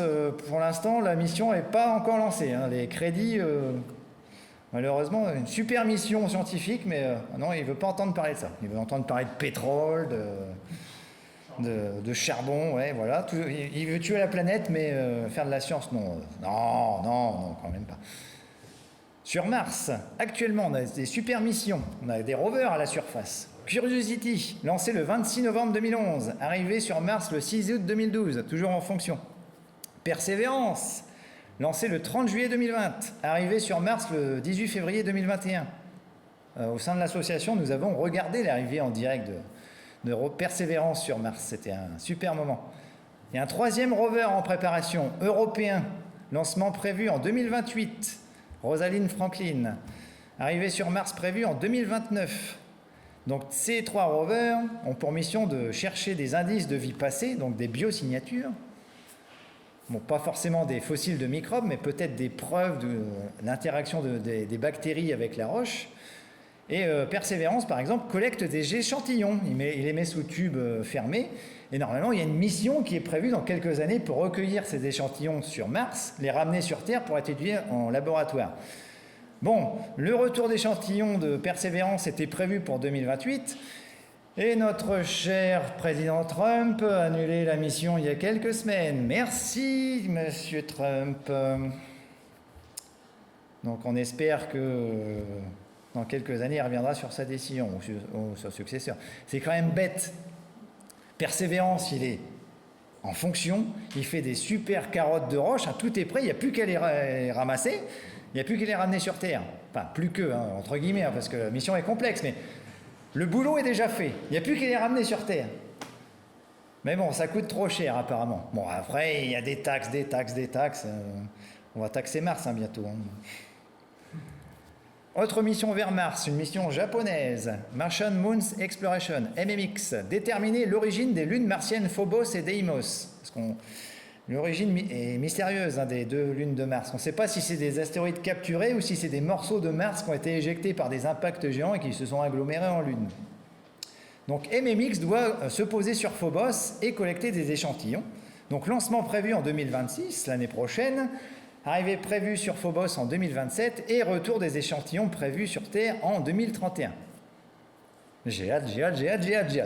C'est une super mission. Autre mission intéressante dans la ceinture d'astéroïdes, Psyché. Identifier les caractéristiques, donc la formation, la composition et l'évolution de l'astéroïde 16 Psyché, qui est un probable vestige du noyau ferreux d'une protoplanète détruite par une violente collision, donc qui serait à l'origine des météorites métalliques actuelles. Donc imaginez l'astéroïde Psyché, c'est un objet qui fait 300 km de diamètre, c'est quasiment un bloc de fer pur et de nickel. Pas de roche, que du fer, quasiment. 300 km. C'est un beau bloc de fer. Hein. Donc cette mission est déjà lancée le 13 octobre 2023 avec une mise en orbite prévue en août 2029. Donc ça se rapproche. Pareil, ça va être une super mission, j'ai déjà hâte de voir les premières images. Autre mission, destination de la ceinture d'astéroïdes, MBR Explorer. Alors là, c'est quasiment une mission internationale. C'est une sonde émirati, donc ce sont les Émirats Arabes Unis qui pilotent la sonde. La sonde est fabriquée aux États-Unis et sera lancée par une fusée japonaise. Donc, comme quoi, la collaboration internationale, c'est bon pour la science. Donc, cette sonde doit survoler plusieurs astéroïdes et surtout déterminer l'origine de l'astéroïde 269 Justitia. Donc lancement prévu en mars 2028, donc avec différents survols d'astéroïdes, donc Westerwald en 2030, Chimera encore en 2030, Rockrox en 2031, VA28 en juillet 2032, etc., etc. Et surtout mise en orbite autour de 269 Justitia en octobre 2034. Et la sonde va poser un atterrisseur en mai 2035 sur Justitia. Alors, pourquoi Justitia ? Eh bien, c'est un astéroïde très particulier. C'est l'un des astéroïdes les plus rouges de la ceinture principale. Quand on l'observe au télescope, il a une surface rougeâtre. Donc ça veut dire une surface froide, enfin, surface qui s'est formée dans la zone froide du système solaire, alors qu'on est en pleine zone rocheuse. Donc qui est similaire à certains objets transneptuniens. Donc il pourrait donc s'être formé près de Neptune avant d'être injecté dans le système solaire interne lors de la migration planétaire. Donc si ça se trouve, on a un vestige du disque externe dans la ceinture d'astéroïdes interne. Objet intéressant. Autre mission très très intéressante, Lucie, qui est destinée à étudier les astéroïdes troyens. Puisque comme Lucie, l'Australopithèque, nous a appris beaucoup sur l'origine de l'homme, eh bien Lucie, la sonde qui étudie les astéroïdes, va nous en apprendre beaucoup sur les astéroïdes et donc sur la formation du système solaire. Et le responsable de la mission Lucie n'est autre qu'Harold Levison, l'un des papas du modèle de Nice. La boucle est bouclée. Donc cette mission est déjà en cours, lancée le 16 octobre 2021, et donc elle doit survoler les astéroïdes grecs, Eurybat en 2027, Polymèle en 2027, Leucos en 2028, Oros encore en 2028, et les astéroïdes troyens, Patrocle et Ménétios en 2033. Alors pourquoi grec et troyen ? C'est que les astéroïdes troyens de Jupiter, il y a deux camps. Il y a d'un côté de Jupiter, en avant de Jupiter, c'est le camp des Grecs, Et de l'autre côté, c'est le camp des Troyens, la guerre de Troie, hein, dans la mythologie grecque. Alors pourquoi ce nom? C'est que les premiers astéroïdes troyens qui avaient été découverts ont reçu des noms de héros grecs ou troyens, et comme il y en avait d'un côté des Grecs, on a dit c'est le camp des Grecs, et de l'autre côté, ça sera le camp des Troyens. Même si vous connaissez bien la mythologie grecque, Patrocle, c'est un Grec. Bon, c'est un Grec au milieu des Troyens. Il ne va pas durer longtemps, lui. Il va se faire trucider. Non, je plaisante, ce sont des astéroïdes sur des orbites stables, de véritables reliques du système solaire. Quand on parlait de Jupiter, il y a une mission qui est en route vers Jupiter, très intéressante, la mission JUICE, diminutif de Jupiter Icy Moons Explorer, mission européenne. Il y a quelques mois, dans cette salle, nous avons reçu Frédéric Courtade, président du GEPAN, enfin directeur du GEPAN, pardon, et qui, avant d'être directeur du GEPAN, a participé à la construction de cette sonde. Hein, comme quoi, l'astronomie, l'astronautique, c'est du concret. Donc c'est lui qui a trouvé les instruments d'exobiologie qui ont été embarqués à bord de cette sonde. Donc cette sonde doit déterminer si les conditions sont propices à l'émergence de la vie dans les océans subglaciaires des lunes glacées de Jupiter, qui sont Callisto, Europe et Ganymède. Mission super intéressante. Donc lancée le 14 avril 2023 par une des dernières fusées Ariane 5. Et mise en orbite autour de Jupiter prévue en juillet 2031. Il va s'en passer des choses en 2031. J'ai hâte. Et surtout, quelques années plus tard, elle va quitter l'orbite de Jupiter, elle va se mettre en orbite autour de Ganymède en décembre 2034, où on s'attend à trouver des océans souterrains sous Ganymède. Donc qui dit océan d'eau liquide dit peut-être forme de vie primitive, ou des formes transitionnées entre le non-vivant et le vivant. Donc c'est encore une belle mission qui nous promet des découvertes très importantes. Autre mission américaine, cette fois-ci, Europa Clipper, qui doit s'assurer de la présence d'eau sous la banquise d'Europe. Donc autre lune de Jupiter, lune glacée très intéressante. Déterminer la distribution et la composition chimique des principaux constituants chimiques de cette lune. Donc elle est déjà en route. Donc là, M. Trump n'a pas pu l'arrêter. Ouf, heureusement pour nous. Donc lancée très récemment, lancée le 14 octobre 2024 et mise en orbite prévue autour de Jupiter le 11 avril 2030. Pareil, de grandes découvertes en perspective, j'en salive déjà d'avance. Autour de Saturne, on a une mission très intéressante qui est prévue, Dragonfly, donc la libellule en anglais, donc qui doit étudier les éléments chimiques et les processus produisant des composants significatifs sur le plan biologique sur Titan. Parce que Titan, c'est une lune particulière de Saturne, et il y a une chimie du méthane à la surface de Titan, c'est quasiment la même chimie qui est à l'origine du vivant sur Terre. Donc on peut apprendre beaucoup de choses sur Titan grâce à Dragonfly. Donc lancement prévu déjà, on a déjà les dates. Lancement prévu entre le 5 et le 25 juillet 2028, avec une arrivée prévue sur Titan en 2034. Donc c'est quasiment demain. Mission encore intéressante, Comet Interceptor, encore une mission européenne, qui doit étudier les caractéristiques d'une comète à longue période, donc qui sont très similaires à celles des origines de la formation du système solaire, ou d'un objet interstellaire. Cet automne, on a un objet interstellaire qui vient d'une autre étoile qui est en train de traverser le système solaire. Bon, Comet Interceptor ne pourra pas l'étudier puisqu'elle sera lancée qu'en 2029, mais potentiellement, d'ici là, il y aura peut-être un autre objet interstellaire. On peut faire des découvertes très très intéressantes. Puisque l'observation d'une comète à longue période donnera des informations sur le nuage de Oort, non observable depuis la Terre et pour le moment simplement hypothétique. Si ça se trouve, le nuage de Oort n'existe même pas. C'est une simple hypothèse. C'est seulement déduit du mouvement des comètes. Mais si ça se trouve, il y aura tous les modèles à revoir d'ici quelques années. Et c'est ça qui est passionnant en science. On crée des modèles, on vérifie, et souvent 9 fois sur 10, ça ne marche pas. Et quand ça ne marche pas, on dit « hurrah » parce que ça veut dire « on n'a pas compris, il faut refaire tous les calculs » et là on est content. Les scientifiques s'en foutent. Et surtout, on a une mission actuelle, le remplacement de Hubble, le James Webb Space Telescope, donc télescope spatial géant qui va révolutionner l'astronomie dans les années à venir. Donc, parmi ces missions, il doit observer la formation des étoiles depuis les premières étapes jusqu'à la formation du système planétaire. Donc, on verra des systèmes de planètes se mettre en place. Et il doit aussi rechercher les composants nécessaires à l'apparition de la vie dans l'atmosphère des planètes externes à la Terre, enfin des exoplanètes. Donc il a été lancé le 25 décembre 2021.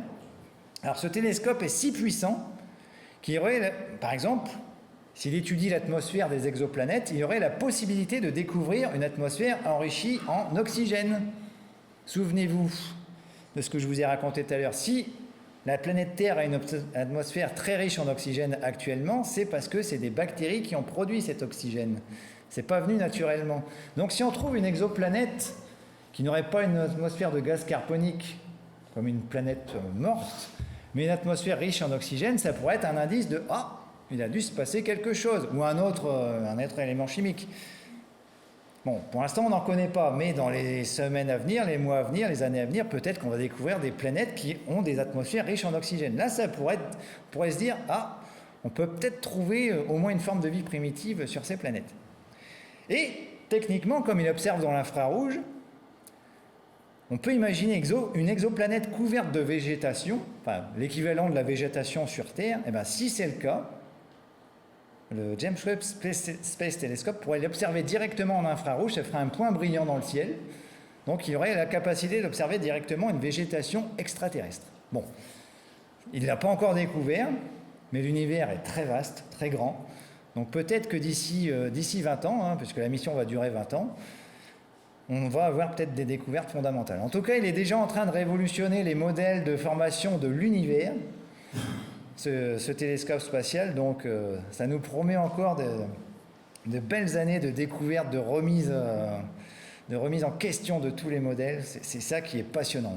Les scientifiques ont encore énormément de travail devant eux.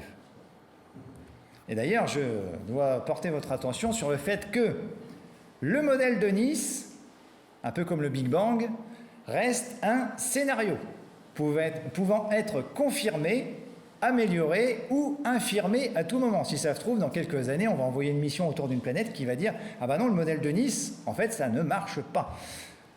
Il est loin d'être parfait, ça on le sait, mais aucun modèle en science n'est parfait, puisqu'il ne parvient pas, par exemple, à expliquer complètement la formation du système de satellites extérieurs ou la ceinture de Kuiper.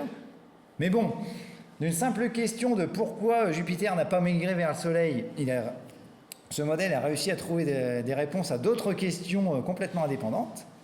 Donc c'est pour ça qu'il est largement accepté comme le modèle le plus réaliste actuellement, le plus réaliste connu. Mais depuis quelques années, l'hypothèse du grand bombardement tardif, il y a 3,8 milliards d'années, est de plus en plus remise en question et pourrait n'être qu'un biais de confirmation lié au fait que les roches vieilles de plus de 4,2 milliards d'années sont rares. Et là, je vais citer le grand André Braic, qui nous rappelle le principe fondamental de la science. Observer sans interpréter n'a aucun intérêt. Croire en une théorie sans l'avoir testée conduit à des errements.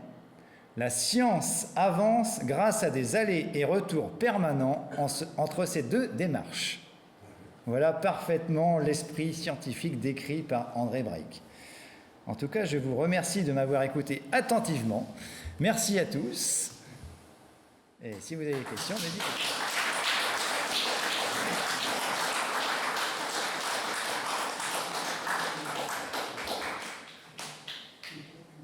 Voilà. Donc en plus des météorites, je vous ai ramené quelques livres là, qui sont affichés à l'écran.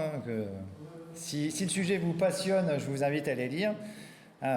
Vraiment, si on a un à lire, c'est le livre de Patrick Michel sur les astéroïdes, qui est sorti il y a 3-4 ans, à la rencontre des astéroïdes. Vraiment, ce livre est à mettre dans toutes les bibliothèques astronomiques. Jupiter, la conquête d'une géante, très intéressant. Il y a une partie qui explique la formation de Jupiter par le modèle de Nice. Aux confins du système solaire, là c'est plus technique, là c'est sur Pluton, sur les objets transneptuniens. Mais il a été écrit en 2006, donc juste l'année d'après la sortie du modèle de Nice. Donc là, on a la première présentation dans un livre du modèle de Nice. Le système solaire revisité, là, c'est un peu plus complexe, mais c'est très passionnant à lire. C'est vraiment sur tout ce qu'on sait du système solaire, sur tout ce qu'on pourrait savoir. Mais il y a certaines parties très très complexes, hein, sur la condensation des atmosphères primitives de telle planète, qui s'est passé telle chose. C'est pas pour les débutants, hein. Les mondes de Saturne, là, par contre, c'est un livre très passionnant sur les mondes de Saturne, donc sur Saturne, ses anneaux et ses lunes. Hein, si la planète aux anneaux vous intéresse, je vous conseille très fortement de lire Les mondes de Saturne, c'est très passionnant. En plus, les autrices, puisque c'est un livre écrit par des femmes et des Françaises en plus, elles proposent une nouvelle théorie sur la formation des lunes de Saturne qui demande à être vérifiée, mais qu'apparemment les lunes de Saturne seraient les enfants des anneaux de Saturne. Ça reste à vérifier, mais l'hypothèse est passionnante. Sinon, on a un hors-série de Ciel et Espace sorti l'année dernière pour les Nuits des Étoiles sur le grand récit des origines, qui a été d'une grande aide pour préparer la conférence. Et dernier livre, celui-là n'est pas d'astronomie, Les mondes d'hier de Thomas Hallyday. Là, c'est vraiment, si vous vous intéressez à la paléontologie, à l'évolution de la vie sur Terre, c'est passionnant. En fait, à chaque époque, on a un récit de ce qui s'est passé sur Terre, mais en plus, c'est écrit dans une prose très poétique. On a des descriptions des animaux qui vivaient à telle époque, c'est très passionnant à lire. Et on n'a pas que des descriptions d'animaux, il y a tout un chapitre sur la glaciation qu'il y a eu il y a 500 millions d'années sur Terre.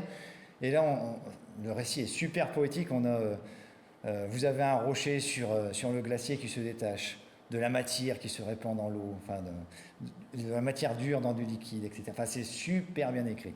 Et ça permet de comprendre comment la vie a évolué sur Terre.